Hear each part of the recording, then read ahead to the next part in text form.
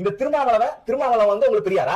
சரி, ஓகே. திருமாவளவன் சீமான் பெரியார்னு சொன்னதுக்காக நம்ம ரேஷன் கடைக்கு கோவம் வந்துச்சு. ஏன்டா, திருமாவளவன் யாருன்னு தெரியுமா உனக்கு? திருமாவளவன் கொள்கையை வெறும் வாயளவுல சொல்றவர் கிடையாது, கொள்கைக்காக தன்னை அர்ப்பணிச்சுட்டவர். அதெல்லாம் உன்ன மாதிரி ஆச்சரியக்குறிகளுக்கு தெரியாது. 1983 ஈழத்தமிழர்களுக்காக மாணவர்கள் நடத்தின போராட்டத்தை ஒருங்கிணைச்சவர். அப்பவே தன்னோட புரட்சியை தொடங்கிட்டாரு. ஈழத்தமிழர்களுக்காக குரல் கொடுக்கறன்னு 500 ரூபாய் நிதி கொடுக்கல, களத்துல நின்று போராடினாரு. ஒடுக்கப்பட்ட மக்களுக்காக இன்னைக்கு வரைக்கும் ஜனநாயக ரீதியா குரல் கொடுத்துட்டு சாதி ஒழிப்பை மக்கள் விடுதலைன்னு சொல்லக்கூடியவர். எங்க நீ ஆதரிக்கிற கட்சியில இருந்து ஒருத்தவங்க சொல்ல அந்த வார்த்தையை ஒவ்வொரு கிராமமா போய் மக்களை சந்திச்சு அங்க இருக்கக்கூடிய மக்கள் அரசியல் படுத்தினாரு. சின்ன வயசுலயே சாதிய பாகுபாட்டால பல அடக்குமுறைகளை பார்த்து இன்னைக்கு ஒட்டுமொத்த அடக்குமுறைக்கு எதிராக போராடிட்டு இருக்கிறவர் திருமாவளவன். அதெல்லாம் ஒன்ன மாதிரி ஆச்சரியக்குறிகளுக்கு தெரியாது. என்ன சொன்ன, 2 சீட்டுக்காக கட்சி அடமானம் வச்சிருக்காரா? 2004 கூட்டணியில் ஏற்பட்ட பிரச்சனைக்காக எம்எல்ஏ பதவியை தூக்கி போட்டு போனவர் திருமாவளவன். போய் வரலாறு எடுத்துப்படி. ஆமா, சீமான் இது வரைக்கும் பெரியார எல்லா மேடைகளிலும் தப்பா பேசிட்டு இருக்காரு.